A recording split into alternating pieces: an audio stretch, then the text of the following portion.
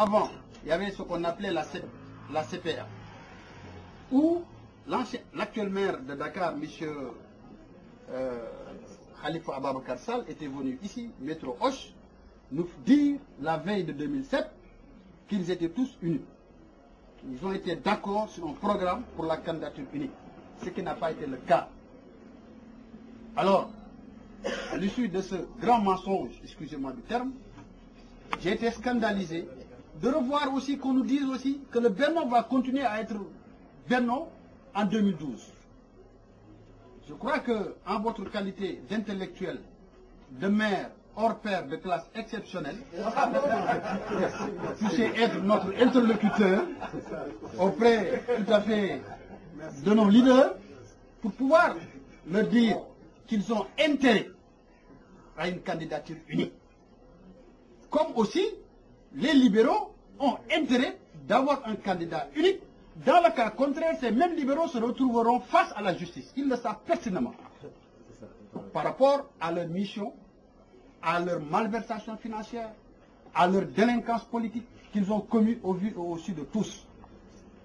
Maintenant, moi, ma question, monsieur le maire, c'est vous demander pourquoi les partis politiques d'aujourd'hui ne demandent pas la dissolution pure et simple des partis politiques religieux au Sénégal pour préserver la paix dans ce pays. Voilà ma question et je vous remercie. Moi, je vais déjà me présenter. Je m'appelle Gora Diao. Je ne suis pas politicien, entre guillemets. Je suis chef d'entreprise. Tala, c'est un ami. C'est lui qui m'a rentré. Maintenant, il a trouvé un nouveau terme. Dire que vous faites partie des cadres du GFDL. Mais réflexion faite, je pense que les intellectuels aussi ne peuvent pas s'asseoir et regarder ce qui se passe au pays. Bon, nous avons commencé, hein, je parle sous le contrôle de Yoro. Nous, quand je dis nous, certains Sénégalais qui ont osé rentrer au Sénégal et pas aller dans le combat politique, mais dans le combat social. Nous avons depuis avant l'alternance eu à mettre en place des sociétés, créer des emplois, être dans un dynamisme. Bon, c'est vrai qu'aujourd'hui le combat continue à notre niveau, dans un autre domaine. Mais il faudrait qu'on s'organise. Je pense qu'il ne faut pas laisser le travail qu'aux politiciens.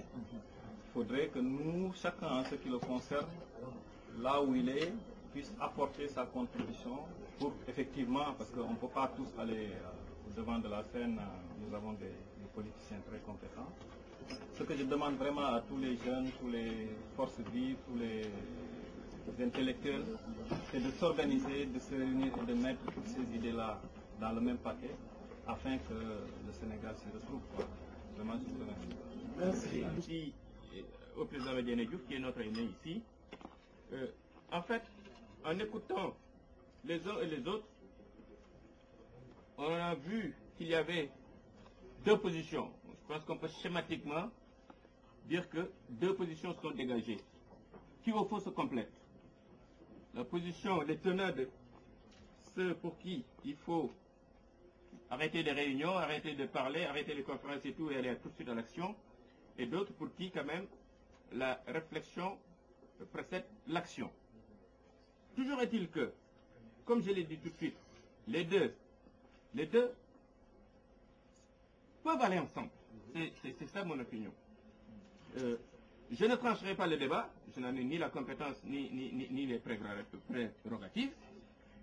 Ce que je peux dire par contre, c'est que nous avons eu l'occasion de rencontrer, alors qu'on se battait sur le terrain, des ambassadeurs, etc. Et je pense qu'à cette rencontre même que le président Medina y était, nous sommes allés voir le représentant de l'Union européenne, lui, Jules Ebiot, en l'occurrence. Alors, lorsque nous avions exposé sur la situation du pays, les difficultés, etc., il nous a écoutés et puis il nous a dit, oui, tout ça c'est bien beau, mais malheureusement, le peuple sénégalais est un peuple passif.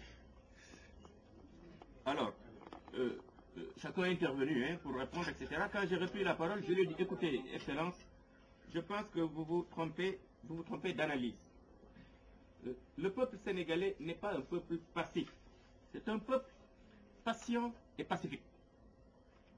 Et cela aussi, il faut que nous tous nous en tenions compte. C'est un peuple patient et pacifique. Mais que ce peuple-là, pour patient et pacifique il arrive toujours un moment de l'histoire où il se dresse comme un seul homme pour régler ses problèmes. Ça a été le cas en 2000, ça a été là récemment, le 22. Ça peut l'être d'une autre manière. Hein. C'est-à-dire que, c'est vrai que certains l'ont dit, on n'est pas obligé d'attendre 2012. Personnellement, moi, je souhaiterais que après-demain, je ne peux pas dire demain, qu'on en finisse avec cette affaire-là. Voyez-vous?